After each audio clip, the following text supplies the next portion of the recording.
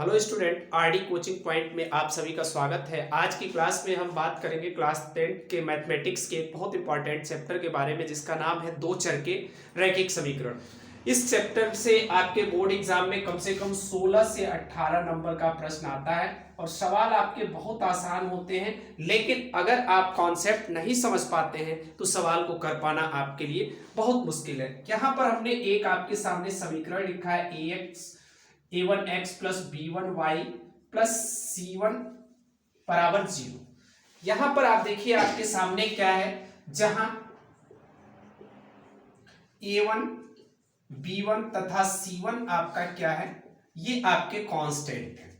Constant का मतलब 2 4 1 3 5 ऐसी वैल्यूज हैं आपकी। x और y क्या है, ये आपके चर है यानी वेरिएबल्स हैं। इनका मान आपका क्या होगा, चेंज होता रहेगा। अब इसी को हमें सॉल्व करना है, तो यह आपके पास एक समीकरण है, इसमें आपके दो चर हैं। इनको थोड़ा सा सॉल्व करना मुश्किल है, इसलिए इनको सॉल्व करने के लिए हम दो इक्वेशन लेते हैं। एक इक्वेशन आपका ये हो गया, दूसरा इक्वेशन अगर हम यहाँ पे ये लिखें a2x plus b1y plus c2 equal to 0, तो एक आपका समीकरण ये हो गया और एक समीकरण ये हो गया। इसमें आपके पास a2 b2 तथा c2 ये आपके कांस्टेंट हो गए और x और y यहां पर भी आपका क्या हो गया, वेरिएबल या चर हो गया। ठीक है, अब इन दोनों इक्वेशन की मदद से हम आसानी से आपका क्या कर सकते हैं, x और y की वैल्यू फाइंड आउट कर सकते हैं। अब इसको सॉल्व करने का देखिए तरीका कौन कौन सा है जिसकी मदद से हम इसको सॉल्व करते हैं, और कौन सा तरीका सबसे आसान है, कौन सा तरीका सबसे मुश्किल है। इसको हल करने का तरीका क्या है, इसको हल अगर हम करें दो चर के रैखिक समीकरण को, तो हल करने के 3-4 तरीके हैं जो हम एक एक करके आपसे डिस्कस करेंगे। ठीक है, एक है सबसे पहले आपका प्रतिस्थापन विधि। प्रतिस्थापन विधि, ठीक है। दूसरा है आपका विलोपन विधि। तीसरा है आपका वज्र गुणनखंड, वज्र गुणन विधि। और चौथा है आपका ग्राफ विधि। ठीक है, अब देखिए इन चारों विधि में चारों के अपने अलग अलग इंपॉर्टेंस है कि चारों विधि अगर है तो कुछ ना कुछ खासियत होगी, तभी इन चार विधि का हम प्रयोग करते हैं। अब इसमें सबसे जरूरी जो चीज है कि आपके लिए सबसे आसान कौन सी विधि है, तो अभी हम ऐसे आपसे कह दें कि ये विधि आसान है, ये विधि मुश्किल है, तो ऐसा हमारे लिए तो आसान है कह पाना, लेकिन जो नया अभी इस चीज को सीख रहे हैं उनके लिए थोड़ा सा मुश्किल है। तो सबसे पहले हम इसमें एक एक करके जानेंगे कि कौन सी विधि से हम कैसे सॉल्व करते हैं। दूसरी चीज, परीक्षा में आपसे कहा जाता है कि किस विधि से आपको सॉल्व करना है। सबसे ज्यादा विलोपन विधि और वज्र गुणनखंड विधि का प्रयोग किया जाता है परीक्षा में। कभी कभार आपसे ग्राफ विधि पूछ लिया जाता है, और यह विधि आपका सबसे कम पूछा जाता है। सबसे जो आपका इंपॉर्टेंट है वो विलोपन विधि है। ठीक है, ये सबसे आपका आसान भी विधि है और आसानी से इससे आप x और y की वैल्यू फाइंड आउट कर लेंगे। अभी हम एक सवाल लेके देखते हैं कि क्या पॉसिबल है एक विधि से कि दूसरे विधि से, कौन सा आसान है मेथड, ये हम देखने की कोशिश करेंगे। अभी आज के वीडियो लेक्चर में हम केवल प्रतिस्थापन और विलोपन विधि की बात कर रहे हैं, जिसमें देखिए कि क्या निकल के आता है।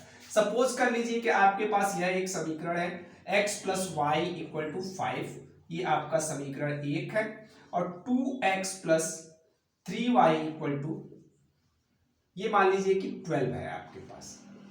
या दो समीकरण हमारे पास निकल के आ गया कि x की वैल्यू ये इसमें फाइंड आउट करना है और y की वैल्यू फाइंड आउट करना है। सबसे पहले हम इसमें अप्लाई करते हैं प्रतिस्थापन विधि।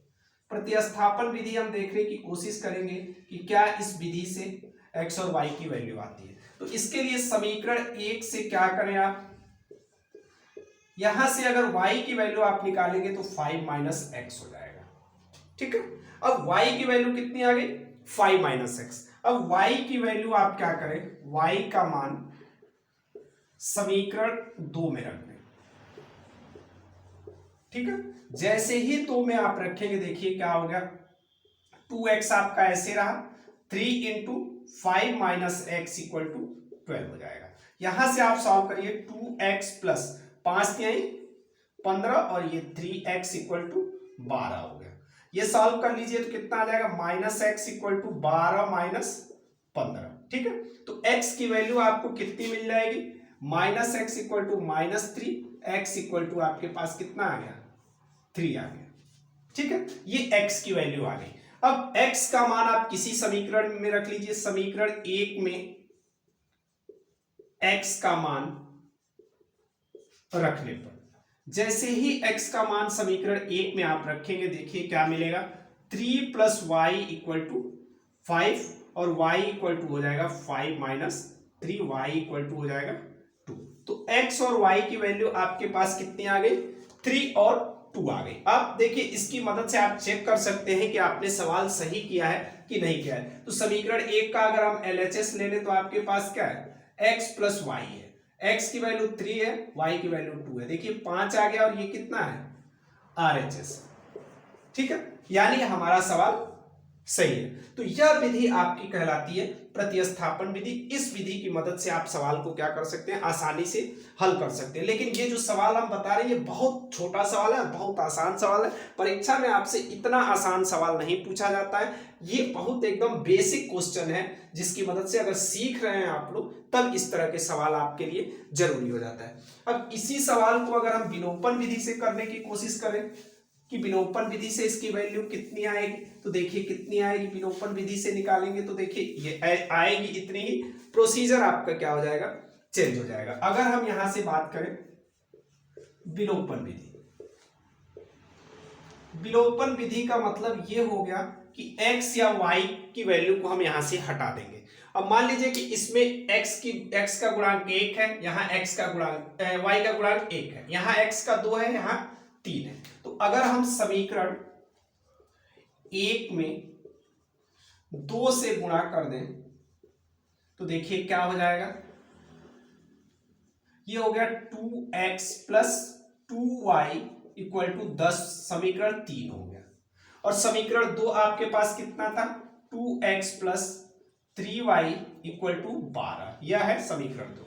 अब इन दोनों को अगर हम घटा दें तो देखिए क्या हो गया, घटा हम इसलिए ले रहे हैं कि क्योंकि ये दोनों प्लस है, अगर जोड़ेंगे तो दोनों जुड़ जाएंगे आपके। घटाने पे माइनस हो जाता है, ये माइनस हो गया, ये माइनस हो गया, यहाँ प्लस छुपा होता है, यहाँ प्लस है, यहाँ प्लस, ये कैंसिल आउट हो गया। देखिए एक आपका इसमें से विलुप्त हो गया, इसीलिए इसका नाम विलोपन विधि। एक हट गया, क्या बच गया अब आपका, यहाँ -y आ जाएगा और यहाँ 12 में से 10 घटेगा तो -2। y = कितना आ गया, 2। y का मान कितना आ गया, 2। अब इसी तरीके से आप क्या करें, y का मान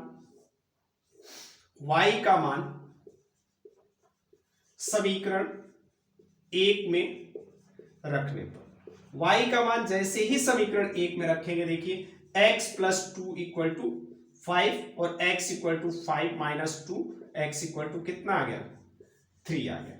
तो यह आपका सवाल देखिए पिछले मेथड से भी आपने किया तो यही आया, और इस मेथड से भी किया आपने तो यही आया। इसकी मदद से क्या कर सकते हैं, आप कोई भी सवाल आसानी से निकाल सकते हैं और बहुत आसानी से ये सवाल आपका कर पाएंगे। लेकिन हाँ, ये सवाल बहुत आसान हमने लिया, एक ऐसा एग्जाम्पल, ऐसे रैंडम एक क्वेश्चन हमने आपको बना दिया, जिसकी मदद से आप क्या करें, ये जानने की कोशिश करें कि प्रतिस्थापन और विलोपन विधि कैसे हम करते हैं। इस तरीके से अगर आप करते हैं तो सवाल आपका सही होगा और सही आंसर आप निकाल पाएंगे। Thank you.